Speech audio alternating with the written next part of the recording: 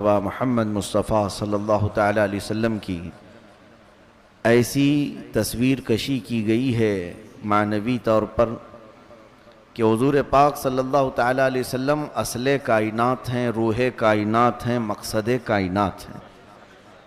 اب یہاں پر پہلے ہی شاعر نے یہ کہا وہ جو نہ تھے تو کچھ نہ تھا، یہ پہلے کی بات ہو گئی۔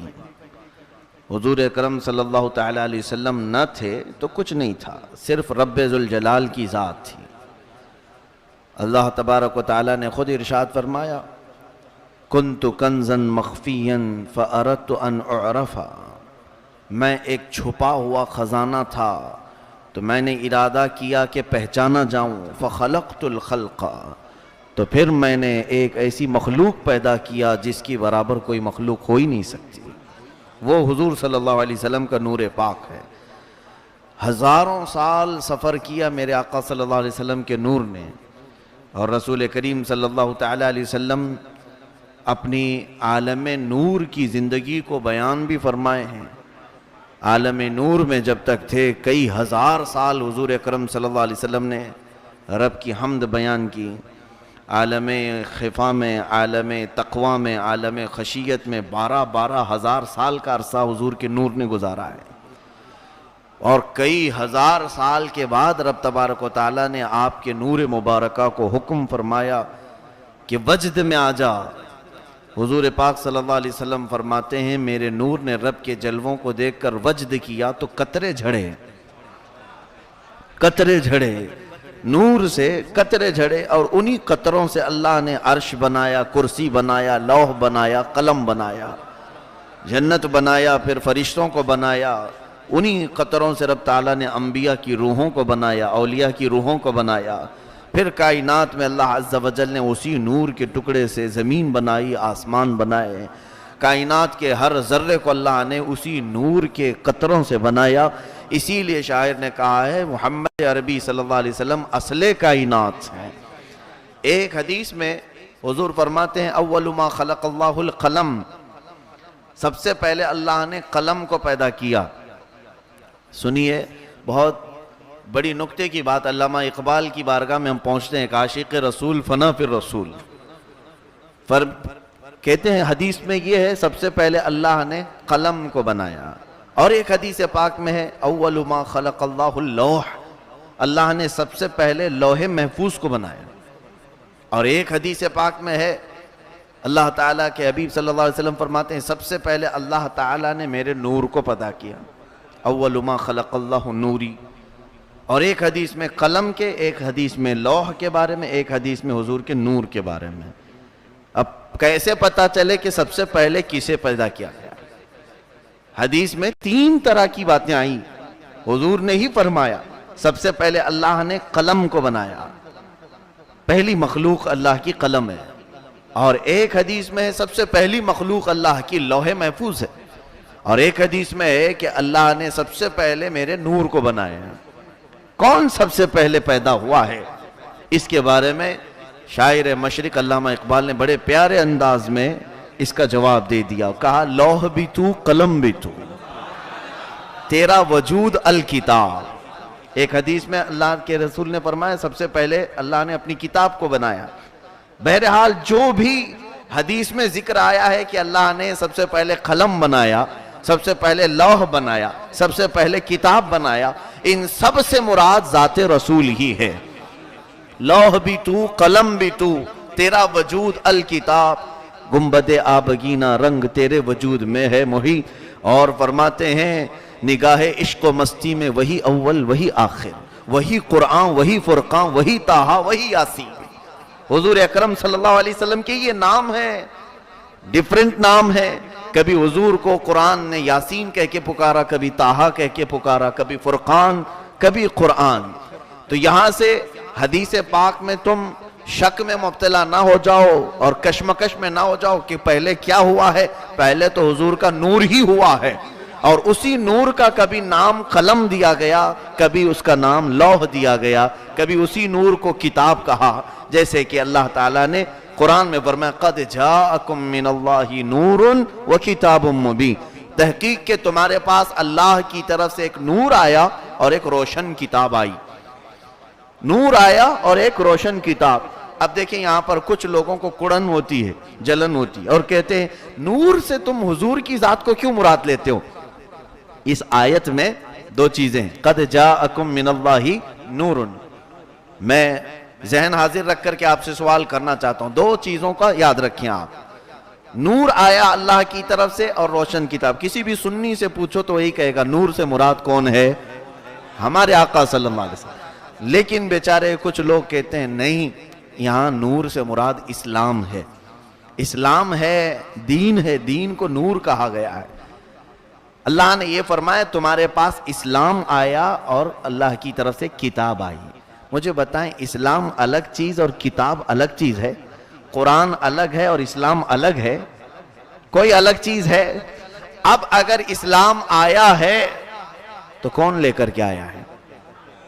کون لے کر کے آیا؟ کس نے بتایا؟ کیا ڈائریکٹ اسلام اتر گیا؟ اسلام وہ ہے جو میرے نبی کی زبان سے نکلا ہے, اس کے علاوہ کوئی نہیں. کوئی چیز اسلام ہے ہی نہیں, وہی جو اللہ کے نبی کے زبان سے نکلا. حضور کی زبان سے دو طرح کی چیزیں نکلی. ایک وہ جس کو وحی کہتے ہیں مطلوع. قرآن بھی کہاں سے نکلا ہے؟ حضور نے اگر بیان نہ کیا ہوتا تو قرآن کی آیتیں معلوم ہوتی؟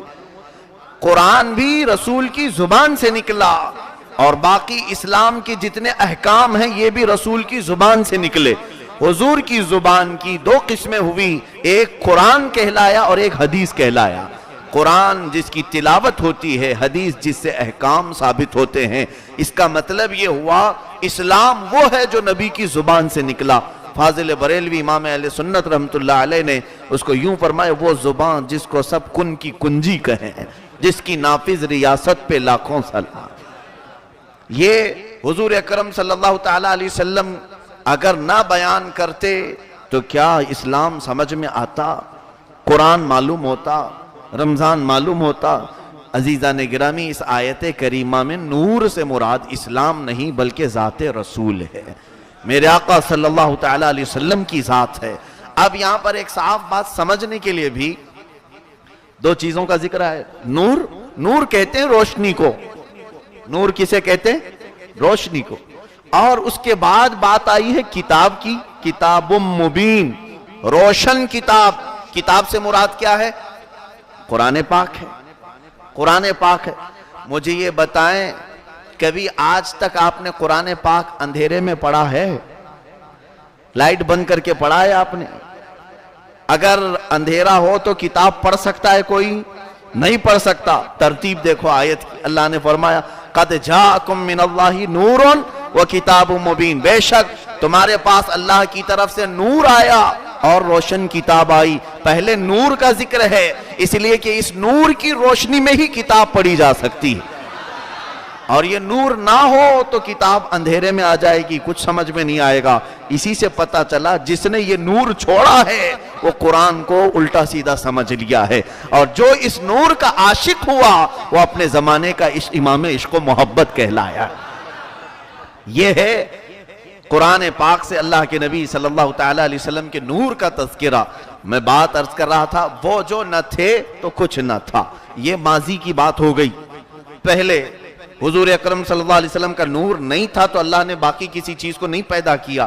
اب اس کے بعد والے مصرے کی طرف مجھے آنا ہے اور عرض یہ کرنا ہے, شاعر نے کہا وہ جو نہ ہو تو کچھ نہ ہو. ایک تو بات ہو گئی وہ نہ تھے تو کچھ نہیں تھا.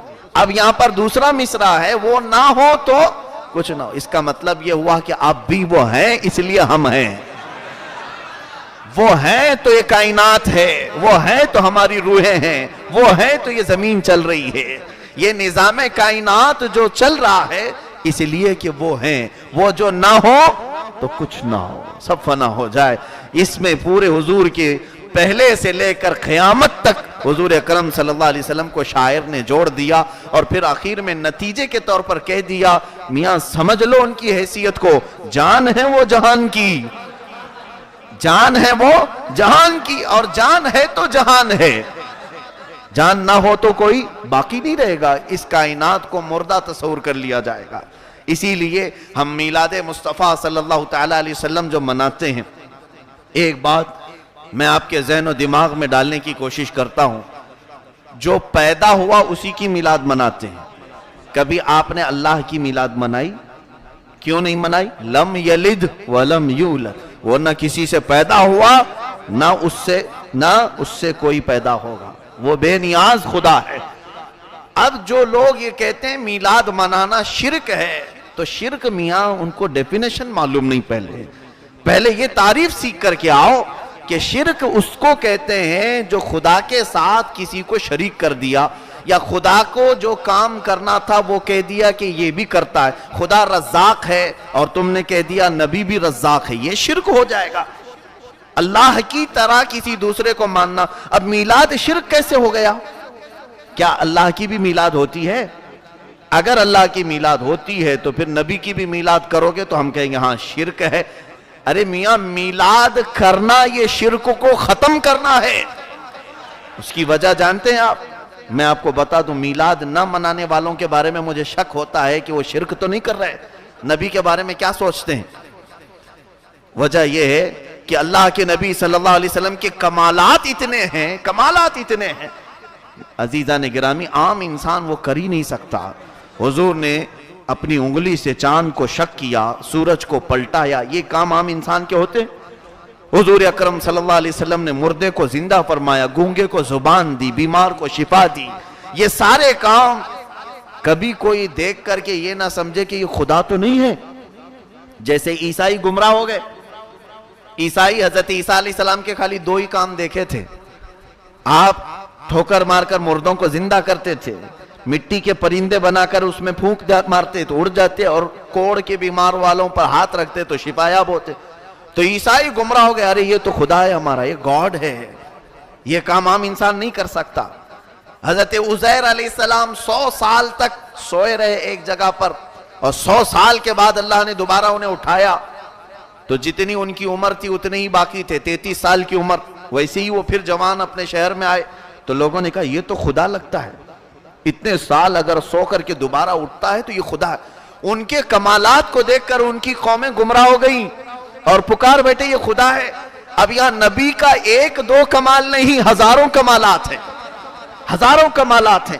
کبھی برتن میں ہاتھ رکھا تو انگلیوں سے پانی کے فوارے جاری ہو گئے، کبھی نمکین پانی میں کلی فرمایا تو میٹھا اور شیریں بن گیا، اور کبھی جانوروں سے اپنے متعلق کلمہ شہادت پڑھوا لیا، کنکریوں سے کلمہ پڑھا لیا، درختوں سے سلام کروا لیا۔ ایک دو نہیں، ہزاروں کمالات ہیں میرے مصطفیٰ کے۔ اب یہاں پر مسئلہ یہ تھا کہ اس نبی کی امت کہیں ان کے کمالات کو دیکھ کر یہ نہ سمجھ بیٹھے کہ محمد بھی خدا ہیں۔ اس لیے امت کے بڑے بڑے فقہائے کرام نے میلاد منانا شروع کر دیا۔ ہماری دھڑکنیں، ہماری تمام چلنے پھرنے کی ساری سکت قوت حضور کے دم قدم سے ہے، ان کی برکتوں سے۔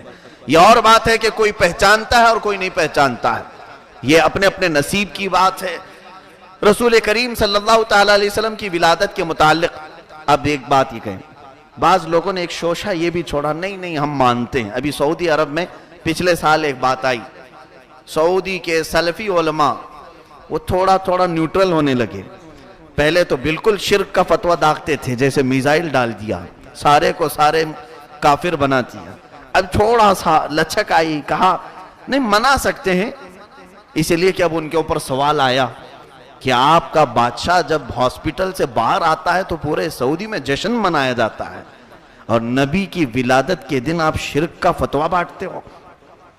اور سال میں ایک مرتبہ الیوم الوطنی ہوتا ہے، یوم الوطنی مطلب ان کا ایک قومی دن ہے، نیشنل ڈے مناتے ہیں سعودی عرب والے، جن کا سب قبلہ و کعبہ سعودی ہے۔ ہمارا قبلہ و کعبہ مکہ میں ہے، اور حضور صلی اللہ علیہ وسلم تاجدار مدینہ۔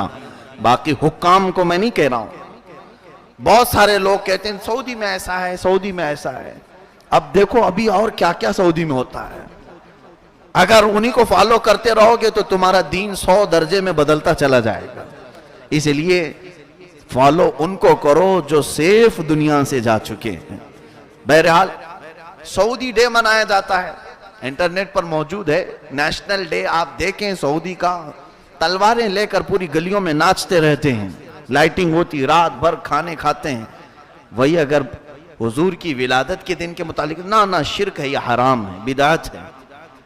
सऊदी नेशनल डे मनाना बिदात नहीं, और बादशाह सही होकर हॉस्पिटल से आए तो पूरे चिरागां करना बिदात नहीं। हुजूर की विलादत का दिन मनाना कैसे बिदात हुआ? और यहाँ चलो, यहाँ हम हिंदुस्तान में आए, उनकी रियाल पर पलने वाले, उनकी खैरात पर पलने वाले यहाँ भी कई लोग हैं, बहुत सारे ऐसे लोग हैं। ये गली कुचों में जुब्बा दस्तार पहन करके तबलीग तबलीग तबलीग, इनके लिए कि जो रियाल पर पलते हैं, उनका कहना है नहीं मिलाद तो ये बिदात है, बहुत जमाने के बाद की है। और फिर हमने देखा 15 अगस्त को सारे झंडा चढ़ाकर बाहर खड़े हुए हैं। ठीक है, हम मुखालिफ नहीं, हमारे वतनी दिन है, इंडिपेंडेंस डे है, आजादी का दिन है, यौम जमहूरिया मनाते हैं, रिपब्लिक डे मनाते हैं हम 26 जनवरी को। इसमें भी देखा अब तो लागू कर दिया है उत्तर प्रदेश के सीएम ने कि हर मदरसे में झंडा चढ़ाओ और राष्ट्र गीत भी गाओ और वीडियो करके हुकूमत को पहुंचाओ, नहीं तो तुम्हारी तनख्वाह नहीं आएगी। और सारे मौलवी लोग बेचारे करने लग गए हैं। और ये सब हलाल है, ये सब जायज है। जनगण पढ़ो, झंडे चढ़ाओ, सामने खड़े रहो, सब हलाल है, जायज है। और एक बात मैं भी बता दूं, मैं इसका मुखालिफ नहीं हूं। 15 अगस्त भी हम मनाते हैं, 26 जनवरी भी हम मनाते हैं, लेकिन उनसे सवाल है, कभी आज तक दारुल उलूम देवबंद से एक भी फतवा नहीं आया कि इंडिपेंडेंस डे मनाना हराम है, 26 जनवरी मनाना हराम है। फतवा निकलता है तो मीलाद मनाना हराम है, हुजूर सल्लल्लाहु अलैहि वसल्लम की विलादत का दिन मनाना हराम है। अब फिर यहां शक होने लगता है कि कहीं आप खामखा तो टोपी नहीं पहने हो, आपका ताल्लुक किसी और जात से हो और आप इस्लाम में फकत बहरूपिया बन करके आए हो ताकि उम्मत को नबी से दूर करने का एक हुलिया तुमने बनाया है। ये मिलाद मनाने से होता क्या है? होता क्या है? जो भोली भाली उम्मत अपने नबी से दूर है, दोबारा मोहब्बत से जुड़ जाती है। बताओ मेरे अजीजों, मैं उस मिलाद का जिक्र नहीं कर रहा जो डीजे और नाच गाने का है, मैं उस मिलाद का जिक्र कर रहा हूं जिसमें मेरे आका की शान बयान होती है, हुजूर की नातें पढ़ी जाती हैं, हुजूर के औसाफ बयान किए जाते हैं। आपने नहीं देखा हम मीलाद के जलसे मनाते हैं, मीलाद की तकरीरें करते हैं। क्या करते हैं इसमें? मीलाद के आने से पहले पहले हर आलिम को देखोगे बाहर निकल आया है, या तो मिंबर पर खड़ा है या स्टेज पर खड़ा है और अपने कौम से यही खिताब करता है, नबी के अखलाक सबसे बुलंदो बाला थे, नबी इल्म गैब के मालिक थे, नबी हाजिर और नाजिर थे, नबी की सुन्नतें, यही सारी चीजें तो बयान होती हैं। सुन सुन सुन करके उनका उम्मती फिर जो जंग लगा था धुल जाता है और कहता है अब मैं भी कहूंगा सबसे आला वो वाला हमारा नबी, सबसे बाला वो वाला हमारा नबी। ये अकीदा हर मीलाद में जिंदा होता है हर उम्मत का, और ये नादान जालिम उम्मत को नबी से काटने के लिए फतवे लगाते हैं। मियाँ तुम्हारे घर में किसी बच्चे का बर्थडे हो तो लाइट लगाते हो, और हुजूर की मीलाद के दिन मस्जिदें वीरान दिखती हैं, वीरान नजर आती हैं, ऐसा लगता है कि शैतान ने पंच मारा है। ये हदीस पाक में है कि हुजूर सल्लल्लाहु अलैहि वसल्लम की विलादत से सिर्फ एक ही शख्स को तकलीफ हुई थी, निसार तेरी चहल पहल पर हजारों ईदें रबीउल अव्वल सिवाय इब्लीस के जहां में सभी तो खुशियां मना रहे हैं, सभी तो खुशियां मना। वजह यह है कि बरसों से उसने जो अपनी फील्ड बना रखी थी और सारा मैदान तैयार कर रखा था, जिस दिन हुजूर की विलादत हुई, हदीस पाक में आता है शैतान मक्का से लेकर पश्चिम पूरे दुनिया में चीखते हुए घूम रहा था और मट्टी सर पर डालता था और चिल्लाता था, हाय अफसोस मेरे बरसों की मेहनत अब खराब होने वाली है, इसलिए कि कायनात का दूल्हा आया हुआ है और सारों को अपने नूर की जगमगाहट में हिदायत पर ले आएगा। ये शैतान की बात थी, इब्लीस लईन चीख रहा था, चिल्ला रहा था और सबको कह रहा था खामोश हो जाओ, खामोश हो जाओ। लेकिन जब वो आसमान पर सर उठाए तो देखे सारे मलाइका सब बांध कर खड़े हैं। देखे अगर पूरब पश्चिम की तरफ हुराने जन्नत तराने गुनगुना रही हैं, नबी आने वाले हैं, नबी आने वाले। उसे कहीं चैन नहीं आता, भागकर उसने देखा कि मक्का में कुछ हो तो नहीं रहा है, देखा तो आमिना का घर जगमगा रहा है, कुदसी ملائکہ رب ذوالجلال کے آنے کی تہنیت بیان کر رہے ہیں، مرحباً اہلاً و سہلاً یا مصطفیٰ، یہ کلمات اسے سنائی دینے لگے، کہیں چین نہیں آیا تو وہ اپنے جزیروں کی طرف بھاگا، سمندر کے جزیروں کی طرف، جنگلات کی طرف، اور اپنی ذریت کو کہتا تھا اب تمہارا کام ٹھپ پڑ جائے گا، اب تمہارا داؤ چل نہیں پائے گا۔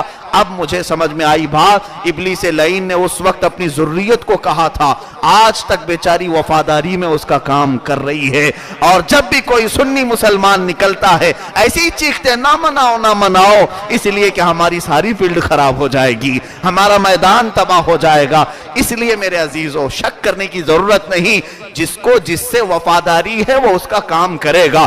اگر وہ اپنے باپ دادا کا کام کر رہے ہیں تو صدیق اکبر ہمارے اجداد میں سے ہیں، ہم اپنے باپ داداؤں کا کام کریں گے۔ اس لیے کہ صحابہ کو سب سے زیادہ حضور صلی اللہ علیہ وسلم کی ولادت پر خوشی بھی تھی، بلکہ حضرت ابوبکر فرماتے ہیں جو حضور کے تذکرے پر 1 درہم خرچ کرتا ہے میرے نزدیک وہ 1,00,000 درہم عام دنوں میں بہتر ہے، اس خرچ کرنے سے 1 درہم حضور کی میلاد پر خرچ کرنا افضل ہے۔ یہ حضرت ابوبکر صدیق رضی اللہ تعالیٰ عنہ روایات میں ملتا ہے۔ عزیزان گرامی وقار، اب یہاں پر یہ سب چھوڑیں، جائز ناجائز یہ اپنے اپنے نصیبے کی بات ہے، حصے کی بات ہے، اس لیے کہ عقل ہو تو سمجھ میں آئے، عقل ہو تو سمجھ میں آئے۔ اپنے گھر میں بچہ پیدا ہو تو ہم کیا کیا کرتے ہیں یہ ہم کو معلوم، اور بلکہ سال کتنے گزر گئے، بڑھاپا آیا اب بھی موم بتیاں پھونک پھونک کے بجھا رہا ہے، کیک کاٹ رہا ہے، شرم نہیں آتی تیری زندگی پوری کیسی غلاظت میں گزری اور موم بتیاں روشن کیا جا رہا ہے، پتہ نہیں کون سے غلاظت میں اپنی زندگی گزارتے گئے، ہر سال چمکی لگایا۔ لیکن میرے مصطفیٰ کریم صلی اللہ علیہ وسلم کے بارے میں رب فرماتا ہے وَلَلْآخِرَةُ خَيْرٌ لَكَ مِنَ الْأُولَىٰ، اے رسول آپ کی ہر آنے والی گھڑی پچھلی گھڑی سے افضل ہے، ہر آنے والی گھڑی افضل ہے۔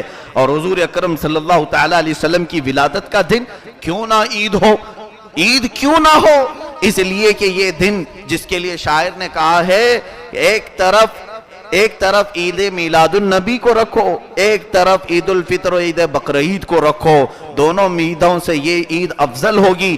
وجہ یہ ہے کہ بقرعید کسے معلوم تھی، عید الفطر کسے معلوم تھی، عید میلاد میں اگر مصطفیٰ نہ آتے تو نہ عید بقرعید معلوم تھی نہ عید فطر معلوم تھی، پتہ یہ چلا کہ یہ دونوں عیدوں سے بھی اگر افضل عید ہے تو میرے مصطفیٰ کی عید میلاد ہے، حضور صلی اللہ علیہ وسلم کی ولادت کا دن۔ عزیزان گرامی، میں ایک سمپلی بات یہ کہوں گا کہ یہ صرف سنیوں کا حصہ نہیں، یہ پوری کائنات کا حصہ ہے۔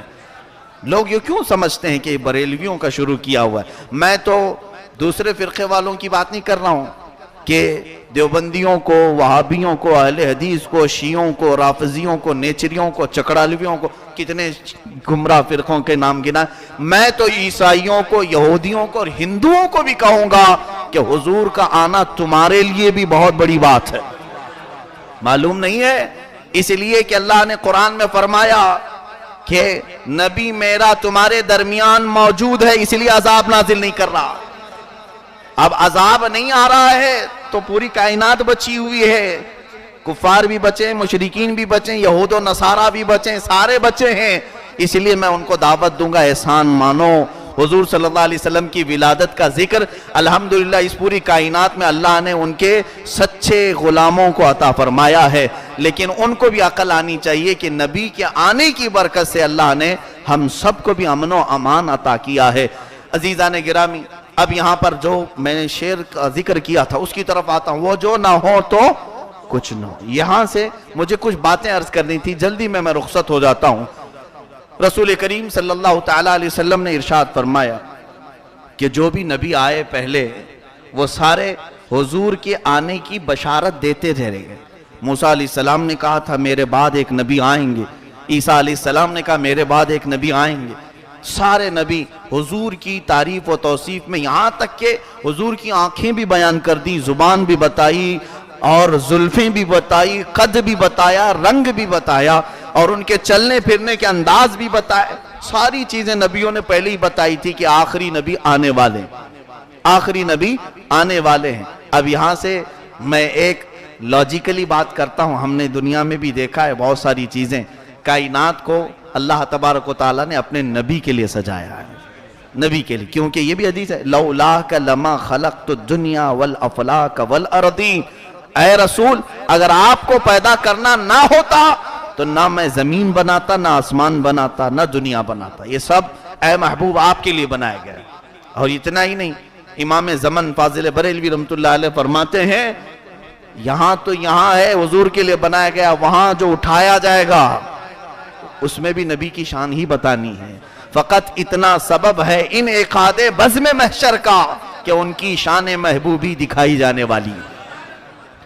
اب یہاں پر بات میں یہ کہہ رہا ہوں کہ ہم دیکھتے ہیں جس کے لیے کوئی محفل سجائی جاتی ہے، جس کے لیے محفل سجائی جاتی ہے وہ محفل کا بانی، محفل کا رئیس، محفل کا دولہا، سب کچھ وہی ہوتا ہے۔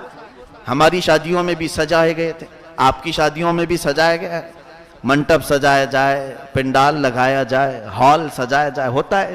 کس کے لیے سجاتے ہیں؟ سارے براتیوں کے لیے یا دولہے کے لیے؟ باراتی تو طفیلی بن کر کھانے کے لیے آتے ہیں، اصل تو دولہا ہی ہے، اصل دولہا ہے۔ اب ہوتا یہ ہے کہ مجھے یہ بتائیے کہ دولہا ہال میں آ کر کے بیٹھے تب ڈیکوریشن شروع ہوتا ہے یا پہلے؟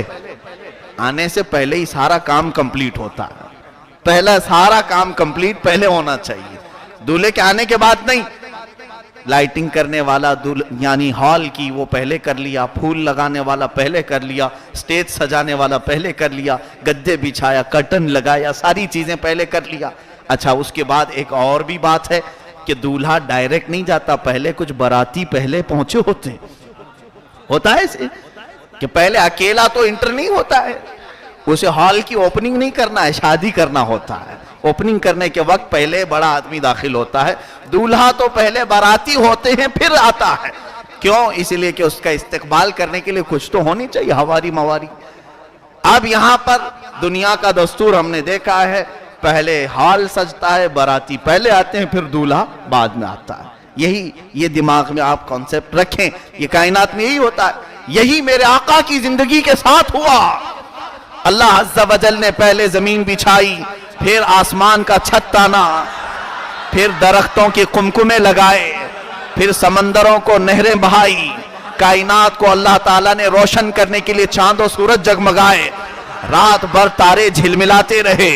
اب یہ ساری سجاوٹ ہوتی رہی اور اس کے بعد باراتی کی شکل میں آدم علیہ السلام آئے، نوح علیہ السلام آئے، ابراہیم علیہ السلام آئے، اسماعیل علیہ السلام آئے، موسیٰ علیہ السلام آئے، عیسیٰ علیہ السلام آئے، سارے نبی آئے اور انتظار کیے یا نہیں کیے؟ سب انتظار کرتے رہے اور اس کے بعد وہ دن آ ہی گیا جس کو ہم صبح شب ولادت کہتے ہیں۔ شاعر نے پکار کر کے کہا آئی نئی حکومت، سکہ نیا چلے گا، عالم میں رنگ بدلا صبح شب ولادت۔ حضور اکرم صلی اللہ علیہ وسلم تشریف لائے اور حضور نے خود اپنی حدیث میں فرمایا کہ سارے نبی ایسے ہیں جیسے کسی نے ایک گھر بنایا اور ایک اینٹ کی جگہ چھوڑ دی، تو بتاؤ وہ محل کمپلیٹ لگے گا؟ حضور فرماتے ہیں انا تلک اللبنتو، میں وہی آخری اینٹ ہوں جس کو لگانے کے بعد پورا زینت میں محل تبدیل ہو جاتا ہے۔ اب مجھے جو اصل بات عرض کرنی وہ یہ نہیں ہے، توجہ چاہوں گا، حضور دولہا ہیں آئے، اب پھر ہم اپنے حال کی طرف آتے ہیں، ہم اپنے پنڈال اور اپنے منٹپ کی طرف آتے ہیں جہاں شادیاں ہوتی۔ دولہا شادی کر لیا، نکاح ہو گیا، کھانا ہو گیا، کب تک بیٹھا رہے گا؟ شام میں چلا جائے گا؟ یہاں آپ کے یہاں رات میں شادی ہوتی ہے تو 12 بجے تو جائے گا ہی، جانے کے بعد پھر کیا ہے، وہ حال سجا ہی رہے گا؟ نہیں، پھول والا اپنے پھول نکال لے گا، پنڈال والا اپنے پنڈال نکال لے گا، ایک دن کا ہوتا ہے وہ ایک دن میں واپس کر لے گا۔ لائٹ بند ہو گئی، گدے اٹھا دیے گئے، ساری سجاوٹ ختم ہو گئی، کیوں؟ کوئی بولتا بھی نہیں، کیوں بھائی؟ دولہے کے لیے سجایا تھا اور دولہا گیا تو سجاوٹ بھی چلی گئی، ختم ہو گئے۔ یہی دستور ہے، یہی دستور، یہی ہونا چاہیے۔ اب ان ظالموں کو مخاطب کر کے میں کہتا ہوں جو کہتے ہیں نبی مر کر مٹی میں مل گئے، معاذ اللہ، 100 بار معاذ اللہ۔ اے نادانو ذرا اس کائنات کی طرف دیکھو، کیا آج چاند نہیں جگمگا رہا ہے؟ آج سورج نہیں چمک رہا ہے؟ آج ستارے نہیں جھلملا رہے ہیں؟ کیا آج درخت باقی نہیں ہے؟ کیا سمندر کی موجیں نہیں آج اپنے جوش دکھا رہی ہیں، زمین بھی باقی ہے، آسمان بھی باقی ہے، ساری سجاوٹ ویسی ہی باقی ہے۔ یہ دنیا اپنی خاموش زبان سے ظالموں کو یہ کہہ رہی ہے اللہ نے جس دولہے کے لیے ہمیں سجایا تھا آج تک ہم باقی ہیں، یہ علامت ہے کہ دولہا مرا نہیں، اب بھی زندہ ہے۔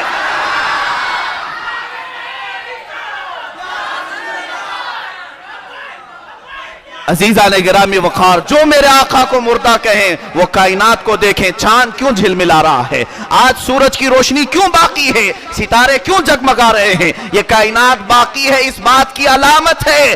دولہا جاتا ہے تو سجاوٹ چلی جانی چاہیے تھی، دولہا اب بھی کائنات میں بیٹھا ہے، اس لیے چاند بھی جگمگا رہا ہے، سورج بھی جگمگا رہا ہے، ستارے جھلملا رہے ہیں، اور انشاءاللہ العزیز جب تک رب چاہے گا اس وقت تک یہ کائنات باقی رہے گی، اور جس وقت یہ دولہا اپنی قبر سے اٹھ جائے گا اس دن مولا قیامت قائم فرمائے گا۔ یہ سب ختم ہونے ہیں، سب ختم ہونے ہیں، قیامت کا منظر آنا ہے، سب اس وقت ختم ہوں گے جب دولہا اپنی قبر سے اٹھ کر کے نکلے گا۔ اسی لیے شاعر نے بہت پیارے انداز میں کہا وہ جو نہ ہو تو کچھ نہ ہو، یہ سب ہے اس کی علامت ہے کہ وہ ہیں، ہم ہیں اس بات کی علامت ہے کہ وہ ہیں، ہماری زندگی چل رہی ہے اس بات کی علامت ہے کہ وہ ہے۔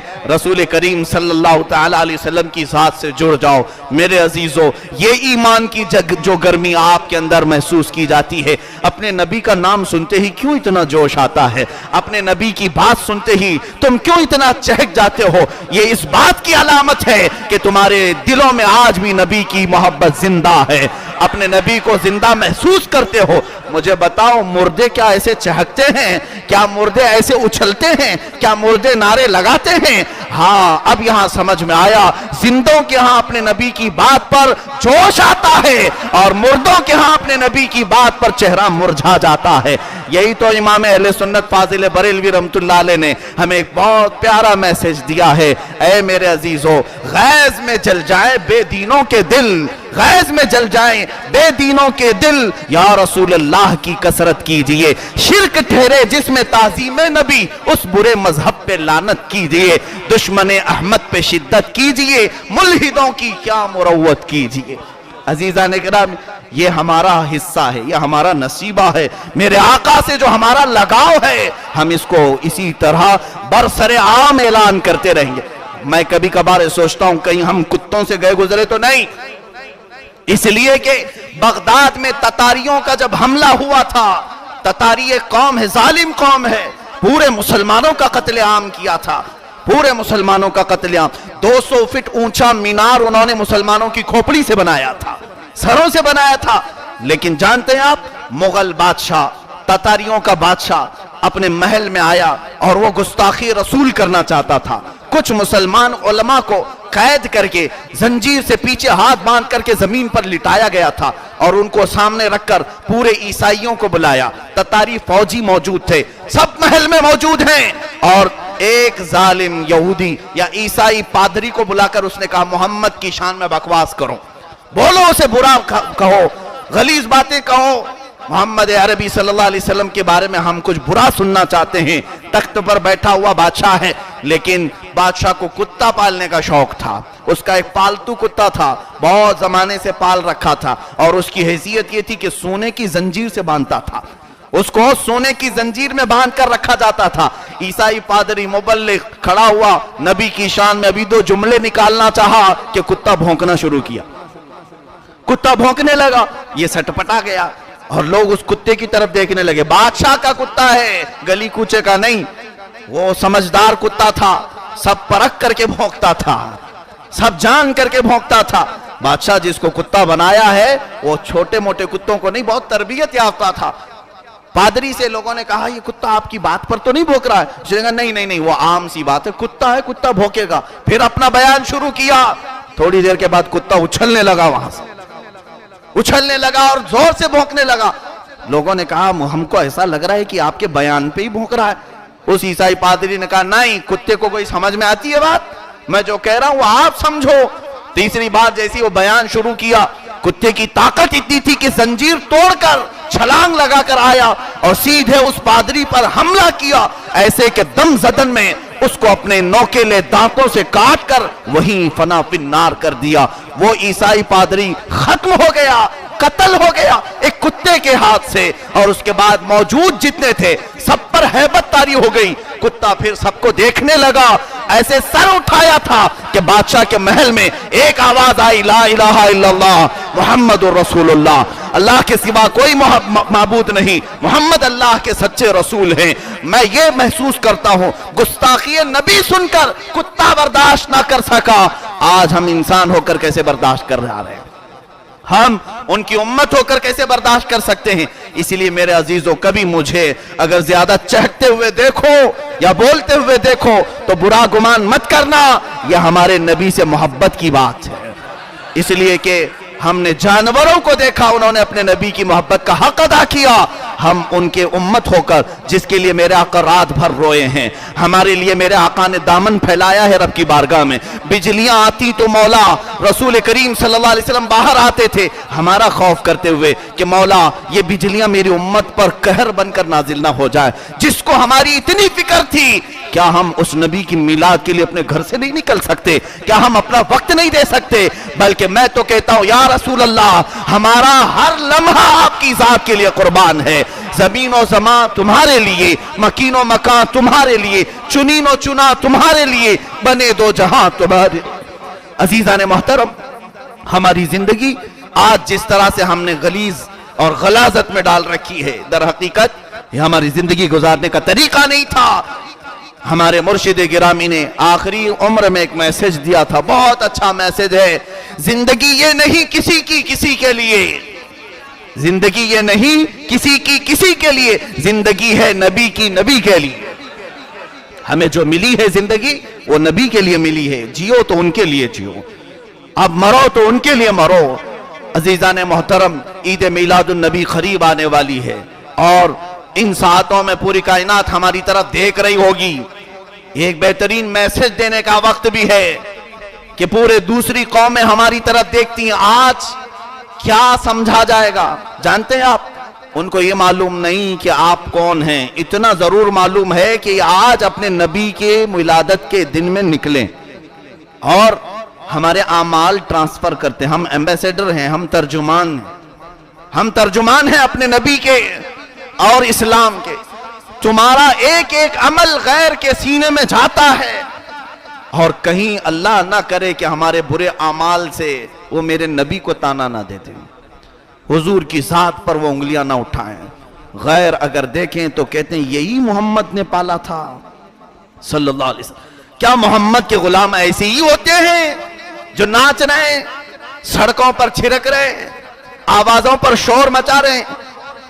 اگر غیر قوم کے دلوں میں تم نے یہ میسج ڈال دیا تو ہم سے زیادہ بد نصیب کوئی نہیں. اپنے نبی صلی اللہ تعالی علیہ وسلم کی محبت پھیلانے کا ایک بہترین دن تمہارے پاس آ رہا ہے, ایک بہترین میسج دینے کا وقت تمہارے پاس آ رہا ہے کہ آپ جس وقت اپنے گھروں سے نکلو سنت مصطفیٰ میں ملبوس ہو کر جاؤ, اپنے نبی کونین صلی اللہ تعالی علیہ وسلم کے اخلاق پورا پہن کر کے جاؤ کہ تمہارا چلنا نبی کو بتا رہا ہو, تمہارا سر جھکا کر چلنا, آنکھیں نیچی رکھنا لوگوں کو یہ میسج دیتا ہو کہ یہ 1400 سال بعد آنے والا غلام اپنی آنکھیں اسے نیچی رکھتا ہے تو اس کے آقا و مولا کا حال کیا ہوگا. یقیناً تمہارا عمل لوگوں کو اسلام میں لانے کا ذریعہ بن سکتا ہے, ایمان کی محبت ان کے دلوں میں آ سکتی ہے, میرے نبی سے تم جوڑ سکتے ہو. میں ان نوجوانوں کے متعلق بڑا افسوس کرتا ہوں جن کو کسی نے گائیڈ نہیں کیا. شاید انہوں نے اپنے نبی کی ولادت کو عام دنوں کی طرح سمجھ لیا ہے. دوسری قوموں کو دیکھا, ارے وہ گنپتی میں ناچتے ہیں تو ہم کیوں نہ ناچیں. معاذ اللہ, اے میرے بھولے نوجوان, تو نے اپنے نبی کو کس سے کمپیر کر دیا, کس سے کمپیر کیا؟ بہت سارے لوگوں نے یہ مجھ سے کہا ہے کہ وہ اگر ڈی جے بجا کر نکلتے ہیں تو ہم کیوں نہ نکلیں. ہرگز نہیں, پوری کائنات کی عیدیں مل کر میرے آقا کی عید کے برابر نہیں ہو سکتی, نہیں ہو سکتی. تم کمپیر ہرگز نہ کرو, موازنہ نہ کرو دوسروں سے.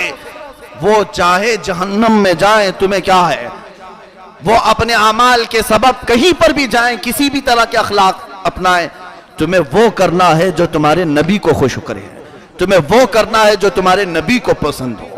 यूं सोचो कि हम ईद मीलादुन नबी में जा रहे हैं, मदीने के आका हम सब की तरफ नजर किए हुए हैं, आका मेरा चलना भी देख रहे होंगे, पल पल हमें ये एहसास आना चाहिए। तभी तो ईद मीलाद का फायदा है। अपने नबी को ऐसे हाजिर समझो कि मैं अब घर से निकला, अल्लाह के नबी को बता करके निकलो, या रसूल अल्लाह आज आपकी विलादत का दिन है, ये देखें मैंने अमामा सजा लिया है, मैंने जुब्बा पहन लिया है, खुशबू आपको पसंद थी लगा लिया है, सुरमा आपको अच्छा लगता था मैंने लगा लिया है, अच्छे लिबास आपको पसंद थे पहन लिया है और निकला हूं। आपको यतीमों से मोहब्बत थी, मैं खैरात करते हुए जाऊंगा, आपको मिस्कीनों से मोहब्बत थी, मैं उनकी मदद करते हुए जाऊंगा। हर वक्त अपने नबी को ये मैसेज देते हुए जाओ, ऐसे जुड़ जाओगे तुम्हें पता नहीं चलेगा कि बाहर कौन नाच रहा है, बाहर कौन क्या कर रहा है, इसलिए कि आप अपने नबी को सारी बातें करते जा रहे हो। गली में आए, चलते वक्त आपने अपने नबी से कहा, आका आप तो देख रहे हैं मैं चल रहा हूं, आका आप तो निगाह किए हुए हैं मैं चल रहा हूं। बैठना हुआ तब भी आपने तसव्वुर किया, या रसूल अल्लाह चलते चलते थोड़ा थक चुका हूं, मैं बैठा हूं आप देख रहे हैं। जब पूरा वक्त खत्म हो जाए आखिर में इतनी इल्तिजा कर देना, या रसूल अल्लाह मैं मुजरिम हूं आका मुझे साथ ले लो, मैं मुजरिम हूं आका मुझे साथ ले लो, कि रस्ते में हैं जा बजा थाने वाले, चमक तुझसे पाते हैं सब पाने वाले, मेरा दिल भी चमका दे चमकाने वाले। ये है ईद मीलादुन नबी। और जो मुझे ये भी बताया गया, किसी ने कहा हम तो लगाएंगे, दीजिए लगाओ, जहन्नम में जाने का शौक है तो हमारा क्या है, किसी को अगर कूदने का शौक ही हो उसमें हमारा क्या है। हम तो आपको, कुछ लोगों को ऐसा लगता है कि ये मेरी अपनी बात है, मौलाना कह रहे हैं, ये मुफ्ती साहब की बात है ना, ये मौलाना ये मुफ्ती बहुत सालों के बाद आया है, ये बात तो अल्लाह के नबी सल्लल्लाहु अलैहि वसल्लम के सच्चे सहाबा की है। 1400 साल से वो उम्मत मुस्तफा की हिदायत के लिए, इस्लाह के लिए अपनी जानें तक कुर्बान की, उनका मैसेज दोहराया जा रहा है, मेरी अपनी नई बात कोई नहीं। हाँ अलबत्ता जहां हराम देखा जाएगा मैं इस मिंबर से रोकने की कोशिश करूंगा, रुक जाए तो उसका भला है, जिद पे आए तो उसका नुकसान है। याद रखना कल क़यामत के दिन हुजूर अकरम सल्लल्लाहु अलैहि वसल्लम के सामने हर एक को खड़ा होना है, फिर तुमने जितना नाचा था सारे नाच की सजा वहां निकल जाएगी, जितना कूदा था ये सब वहां निकल जाएगा। अरे वो मुस्तफा सल्लल्लाहु अलैहि वसल्लम ने यहां तक फरमाया, घर में चम्मच के गिरने की जो आवाज आती है उस आवाज से भी शैतान को खुशी होती है, और अल्लाह उसके नबी उसको नापसंद करते हैं। इसीलिए घर में औरतों को पायल पहनने से मना किया गया, पायल नहीं, घुंघरू वाले पायल, पायल पहने, चैन पहन सकती हैं अपने पैरों में लेकिन घुंघरू वाले नहीं, इसलिए कि जब कोई औरत घुंघरू वाले पायल पहनकर घर में चलती है, छन छन की आवाज आती है, फरमाया गया उस घर में फरिश्ते नहीं आते, रहमत के फरिश्ते दाखिल नहीं होते। हमारी माओ बहनों से मैं गुजारिश करूंगा, ऐसे घुंघरू निकाल दो, ये इस्लाम और मेरे आका सल्लल्लाहु ताला अलैहि वसल्लम के अखलाक में से नहीं है। अब सोचो पायल में लगे घुंघरुओं की आवाज से फरिश्ते नहीं आते, चम्मच और बर्तन के गिरने की आवाज से शैतान नाचता है, तो फिर ये जो बड़े बड़े साउंड बॉक्स और डीजे लगाकर गानों की तरह धुन पर स्टार फिल्मी अंदाज में गाने वाले नाथखानों की सीढ़ियां लगाकर नाचना, ये दर हकीकत शैतान को खुश करना है, इब्लीस लईन को खुश करना है। मुझे कभी ये लगता है शैतान हजार रोक करके आखिर में हमको इसी में गंदा करने की कोशिश कर गया, और फिर शायद वो खुश होता होगा, चलो मना तो रहे हैं मीलाद लेकिन गंदे तरीके से मना रहे हैं, इस पर भी शायद वो खुश होता होगा। ऐ मेरे अजीजों, शैतान को फिर मात दो, फिर शिकस्त दो, हम वही मीलाद मनाएंगे जो हमारे असलाफ औलिया कामिलीन ने हमें बताया है। ऐसी मीलाद मनाएं कि अल्लाह के नबी खुश हो जाएं, और मीलाद से थक कर चूर होकर जब अपने घर बिस्तर पर सो जाए, हमारा नसीबा जाग जाए, ताजदार मदीना ख्वाब में तशरीफ लाए। सुना है या रसूल अल्लाह, सुना है आप हर आशिक के घर तशरीफ लाते हैं, मेरे घर में भी हो जाए चिरागा या रसूल अल्लाह, मेरे दिल में भी हो जाए चिरागा या रसूल अल्लाह। अल्लाह ताला हम सबको सही मानों में ईद मीलाद की तौफीक अता फरमाए। हम सब जो रूठे हुए हैं, दूर हुए हैं, अपने नबी की ज़ात से हम सबको जोड़ दे। ऐ कायनात के रब, ऐ हमारे पालने वाले खुदा, तेरे नबी के अखलाक से हम बड़े दूर होते चले आए, हमारी इस नौजवान कौम को तू हिदायत अता फरमा दे। ऐ मौला, इन्हीं नौजवानों को तू अखलाक रसूल आम करने वाला सिपाही बना दे। اب تک جو ناچتے تھے مولا انہیں ایسی عقل سلیم عطا کر کہ یہ دوسروں کو روکنے والے بن جائیں، یہ دوسروں کو صلاح دینے والے بن جائیں۔ اے رب قدیر ہماری دعاؤں کو نالین مصطفیٰ کے صدقے قبول فرما، ہمارے گھروں میں ہر جگہ تیرے حبیب پاک کی آمد کی جگمگاہٹ عام ہو جائے مولا، عورتوں بچوں بوڑھوں بوڑھیوں سب کو مولا میلاد مصطفیٰ کی خیرات عطا فرما۔ وصلی اللہ تعالی علی خیر خلق محمد وآلہ واصحابہ اجمعین، وآخر دعوانا الحمد للہ رب العالمین۔